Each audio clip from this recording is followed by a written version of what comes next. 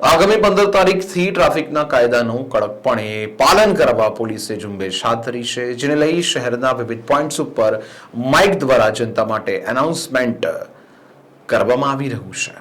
રાજ્યના અનેક જિલ્લાઓમાં અલગ અલગ તારીખે ટ્રાફિક નિયમનના પાલન અંગે ઝુંબેશ હાથ ધરવામાં આવી રહી છે। ત્યારે વડોદરા શહેરની વાત કરીએ તો આગામી 15 તારીખથી ટ્રાફિકના કાયદાનું કડકપણે પાલન કરવા પોલીસ સજ્જ બની છે, જેના ભાગરૂપે આજે વિવિધ પોઈન્ટ્સ ઉપર પોલીસ દ્વારા માઇકથી એનાઉન્સમેન્ટ કરી જનતાને માહિતી આપવામાં આવી રહી છે, જેમાં કાલાઘોડા પાસે ટ્રાફિક એસીપી ડીએમ વ્યાસ દ્વારા વાહન ચેકિંગ કરાયું હતું। ઉપરાંત હેલ્મેટ ફરજિયાત પહેરવા માટે જનજાગૃતિને લઈ લાઉડસ્પીકર થકી હેલ્મેટ ફરજિયાતની જાહેરાત કરવામાં આવી હતી। સાથે મોડિફાઈડ સાયલેન્સરવાળા વાહન ચાલકો વિરુદ્ધ દંડનીય કાર્યવાહી કરવામાં આવશે, જ્યારે આજે ચેકિંગ દરમિયાન ટ્રાફિકના નિયમોનું ઉલ્લંઘન કરનારા વાહન ચાલકોને દંડવામાં આવ્યા હતા। 15 તારીખે હેલ્મેટ ફરજિયાત છે। કોઈ પણ બહાના ચાલશે નહીં।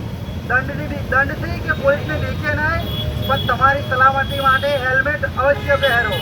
હેલ્મેટ પહેરો, હેલ્મેટ પહેરો। 15 સપ્ટેમ્બરથી હેલ્મેટ ફરજિયાત છે। દીકતી નહીં, પણ તમારી સલામતી માટે હેલ્મેટ અવશ્ય પહેરો। હેલ્મેટ પહેરો, હેલ્મેટ પહેરો। કોઈ દંડથી 15 સપ્ટેમ્બરથી હેલ્મેટ ફરજિયાત છે। દંડથી કે પોલીસને દીકતી નહીં, પણ તમારી સલામતી માટે 15 તારીખે હેલ્મેટ અવશ્ય પહેરો।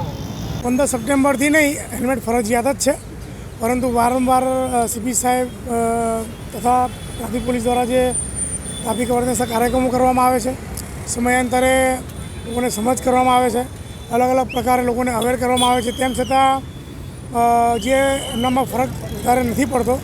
એટલે 15 સપ્ટેમ્બર બાદ કડકાઈથી કામ લેવામાં આવશે।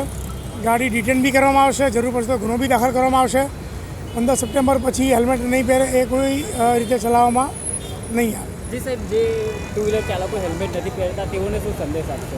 આપના માધ્યમથી અગાઉ પણ વારંવાર સંદેશ આપ્યા છે, આજે ફરીથી આપના માધ્યમથી સંદેશ આપવા માગું છું કે હેલ્મેટ તમે દંડથી ડરીને નહીં, પોલીસથી ડરીને નહીં, પોતાના માટે, પોતાના સ્વજનો માટે, પોતાના ફેમિલી માટે, પોતાના કુટુંબ માટે અવશ્ય પહેરો, અને તમારી અને આજુબાજુના જે નાગરિકો છે એમનું જીવન સુરક્ષિત રહે એના માટે પહેરો।